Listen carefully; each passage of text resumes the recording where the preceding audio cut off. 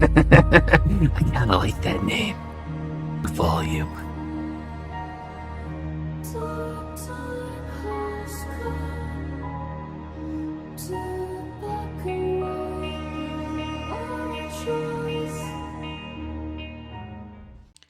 Hey, what is up, guys? Welcome to the channel. If you're new, be sure to hit the like button and subscribe for more Marvel Snap content. Now, these next couple of months, I think is the perfect time to start spending your collector coins on things that you probably have wanted in the past because, in my humble and personal opinion, I don't think there's going to be anything that's a must grab for a while.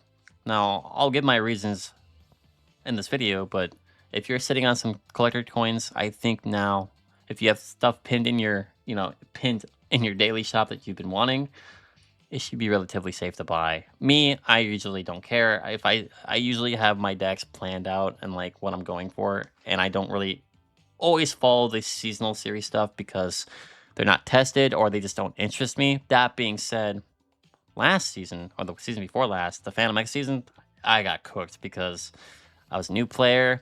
There's a lot of cards I wanted, and I just could not get them. So, what does that mean? Well, start spending your tokens, I think, because in these next few months, I think it's safe to say the Series 5s and the Series 4 that are coming, all the good ones, well, you'll have to get them in other ways. I think the best one coming out of this next batch in this next month is going to be Iska, and she's going to be the Battle Pass Premium card, so you better swipe for 10 bucks to get her.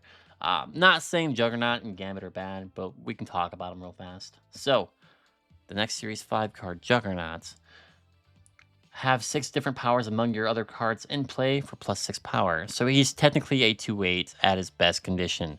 That being said, you're going to need 6 other cards in play with different powers to even have this guy proc to begin with. And I think it's going to be a headache to use. Though, that being said, the way the ejective keyword works is actually really good. It's going to kind of like at the start of the game, it's going to have like a quest board. Though I don't know if this will be visible on your screen or not, unconfirmed. But essentially, you load up the game, it's going to check your deck. If it sees objective based cards, it's going to have like a check mark or a checklist. As soon as you accomplish just checklist, doesn't matter if the cards are on the field, in your deck, in your hand, it will complete that objective. So that being said, if this is like something you throw out in the field turn 1 or technically turn 2, you can do all your objectives, and whenever you complete it, he'll just get the plus 6 power.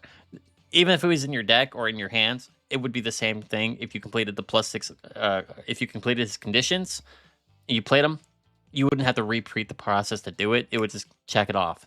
And this matters for some cards that are coming out, and we'll talk about the ones I'm looking forward to. There's a bunch of Series 5s and 4s, or Series 5s coming out, and a lot of them are objective based because of like the theme of this next 2 seasons are going to be Apocalypse and Horseman, and they're a little weird, and I do think that these cards are more niche for those decks, but if you're a new player, I think there's more important things you can be going for unless you're building a deck in particular that you want to play. Like, that's kind of like what I do is I design a deck, and then I chase the dark cards that I want, and I kind of ignore the seasonal stuff, because to me, it's more fun to design my own stuff than follow the meta. But if you're a meta player, I think it's safe to say the thing that's going to stay in top of the meta, unless the next OTA nerfs this stuff, is Star-Lord. I think Star-Lord's still the most prevalent thing, and hopefully he gets nerfed a little bit, because I know there's a lot of people getting tired of him.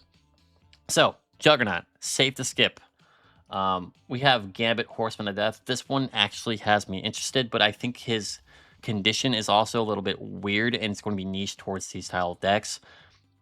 Play 5 total cost upgraded cards, randomly disrupt to 4 total cost of enemy cards. Now, that being said, his actual condition, play 5 total cost upgraded cards, is weird. Nimrod is like the best case scenario where I think this deck is going, or this card's going to fit in, because you just destroy Nimrod and create 2 copies of him. That is technically a 5 power cost card. Though there are other ways of doing this. I don't know if, like, for example, you have a Nico and you copy a card to your hand, if it counts.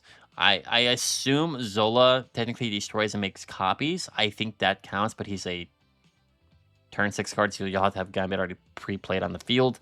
He's kind of like a delayed destroyed card, if that makes sense. You're going to play him turn 3, and the enemy's going to be like, oh crap, he's trying to destroy my stuff. So, in response, Deafening Court. No, I'm just saying. Red Guardian. No. He's gonna be a delayed detonation. He's like a delayed bomb, I guess, because I don't imagine you playing this guy like you would Gambit, like the current Gambit, because this current Gambit, you play a card, you discard a card, you destroy or end a card. You're gonna pre-play this guy, do your objective. Whenever it gets completed, he's gonna do his thing. But you have to play around his objective, which is creating cards. So like Scarlet Spider, Doctor Doom, Nimrod, stuff like that. I feel like it's going to be where his home is going to be. So it's not going to be for everyone. I like Gambit a lot. I do think this card is going to be really cool. I don't think it's going to be Omega meta unless they make an Omega busted created card deck. So I feel like if you're not really interested in creating cards, then this guy isn't going to be for you anyway, because his whole objective is being played in a deck that requires you creating cards to get a power of total cost 5. So I think this is a safe card to skip for majority of the players who are not interested in this style of deck. Right. Moving on. There are more cards coming out, but some of them will be from limited events, so you don't have to worry about them right now unless you do the event. Sandstorm is a limited time event. We already did Major Victory. We do have the Horseman of Famine coming in. I don't think she's going to be Omega popular, mainly because you're going to have to play her in a no ability deck, which is really weird. Starhawk's going to be a limited event card. So is this guy. We have Ramatut on reveal. He does things. he copies your last revealed cards or something like that. Don't know if he'll be Omega popular. I think he has potential of being sought after, depending on how he actually functions. And then if we go to April, this is where it gets kind of weird, because I think April has the most potential for maybe seeking cards from the batch of seasonal stuff, but I still don't know how good these cards are going to, or how good these cards are going to be compared to the current ones that you might be hunting for. Fing Fang Foom, tested. We know he's busted. Great. Star-Lord's going to leave soon. For those who don't have the Battle Pass and want Star-Lord, he will probably be in the rotation to get afterwards. So Star-Lord might be something you might want to go for because he's tested and true. I don't know if he'll get nerfed enough. He probably will get a nerf, but I don't know if they're going to nerf him to the point where he's unusable. So you have that time period to get those cards if you don't have them. There's other cards tested, obviously, like Man Spider, Scarlet Spider. Like, there are other cards that people are probably searching for that are just going to be better value than the ones coming out. So our next one would be Wolverine, Horseman of War. This has 6 or more power. Give one of your cards at each location plus 3 power. This could be something good in a ramp deck, so he might be sought after. The Mother card is going to be able to give your leftmost card in your hand 2+ power and 1- cost, and copy it. So that's cool.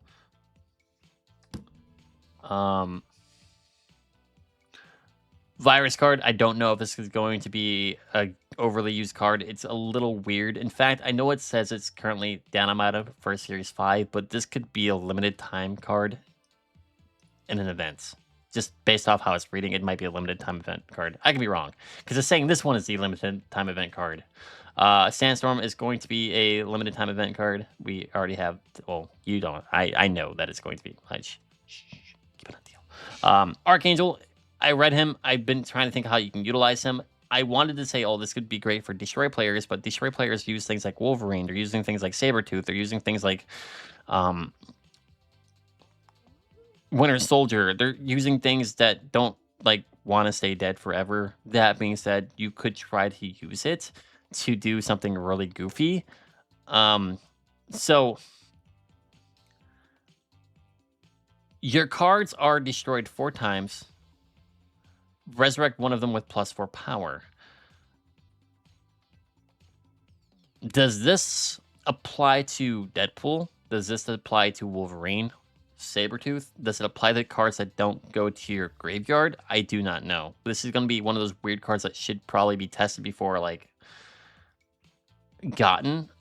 Mainly because I don't know if this applies to things that don't hit the graveyard. Like, does the objective know a card got destroyed because it's in the destroy pile, or doesn't know it got destroyed because, you know, Wolverine got destroyed and flipped over to the next location?